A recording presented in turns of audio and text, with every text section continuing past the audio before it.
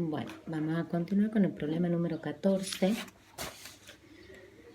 donde nos dice que un aldehído se oxida en presencia de oxígeno molecular y que forma el ácido 2-metil butano dioico. Lo que yo tengo que hacer es sacar el aldehído. ¿Cuál es el aldehído? El 2-metil butanal.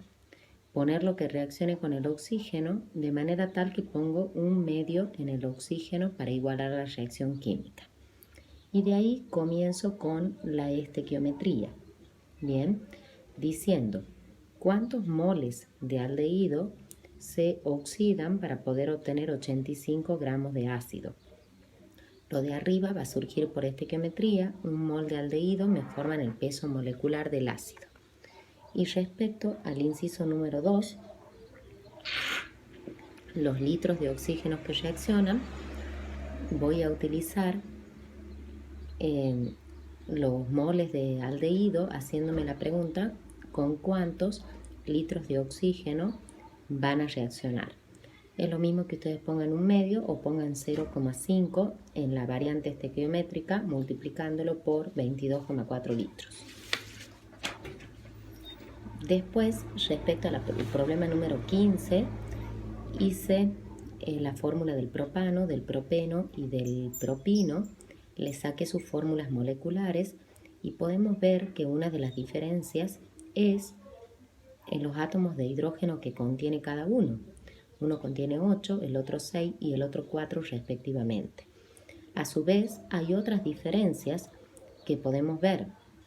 El propano solamente posee enlaces moleculares sigma. Recuerden que los enlaces moleculares sigma son enlaces fuertes, difíciles de romper.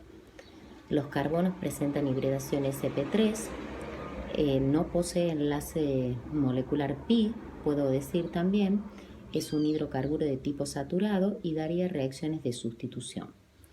En base al propeno se presentan los dos enlaces moleculares sigma y pi.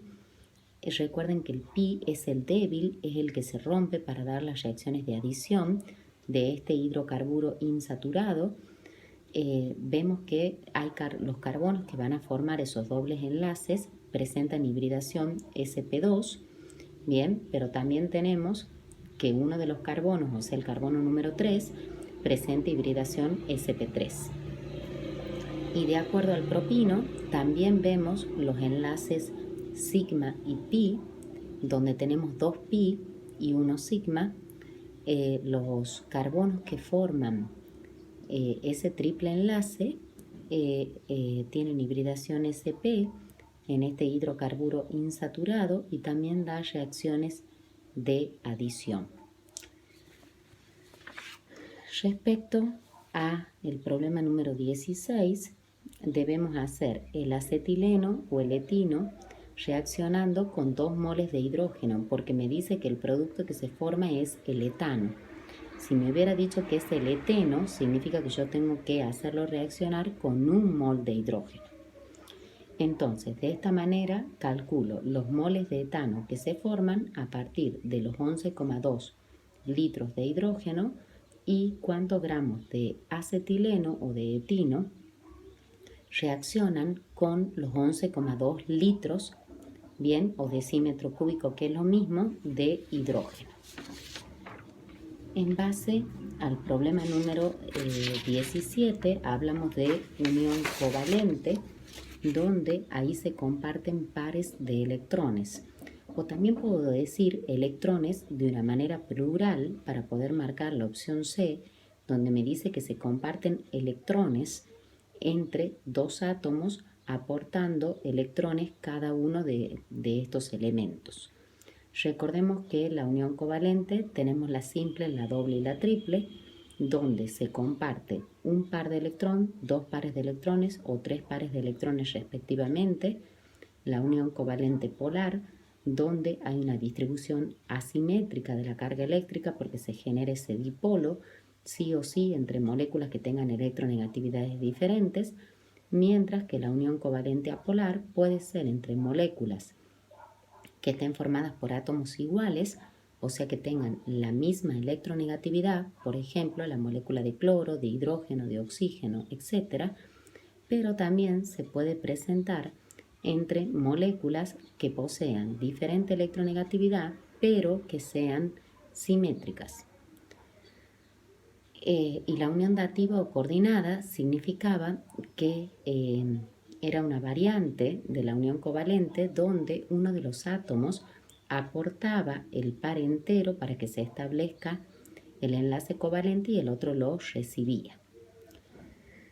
Respecto a la pregunta número 18, que hablamos de las propiedades de los compuestos iónicos, la primera es falsa porque los compuestos iónicos son sólidos a presión y temperatura normal y tienen altos puntos de fusión y de ebullición. Esa propiedad corresponde a los compuestos de enlace, que se unen por enlace covalente. No conducen la corriente eléctrica en estado sólido, o sea, cuando se encuentran, no, porque lo hacen solamente fundidos, quiere decir cuando se encuentra en estado líquido o en solución acuosa cuando los mezclo con agua.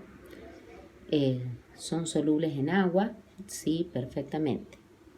Vamos al problema número 19, donde entramos en óxido-reducción. Tenemos que hacer la fórmula del sulfito de sodio, donde yo les puse ahí en el papel cómo podíamos hacer. Sabemos que el oxígeno tiene menos 2, el sodio tiene más 1. Entonces yo hago menos 2 por 3, menos 6, más 2, menos 4. Invierto el signo, más 4. Y la otra forma que yo les hice fue haciendo la sumatoria de los números de estados de oxidación igual a 0, donde van a despejar. Bien, recuerden que en la mayoría de los casos es que esa incógnita tiene el número de estado de oxidación que coincide con su valencia. Lo mismo hice para el permanganato de potasio, menos 8 más 1, menos 7, invierto el signo, más 7. Con respecto al nitrato de calcio, lo más fácil es calcular a partir del ácido del cual deriva, que es el ácido nítrico.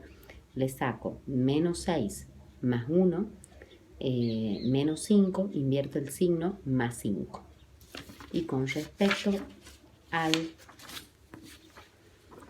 dióxido de nitrógeno, o si no óxido de nitrógeno 4, menos 2 por 2 y menos 4 significa que el nitrógeno tiene más 4.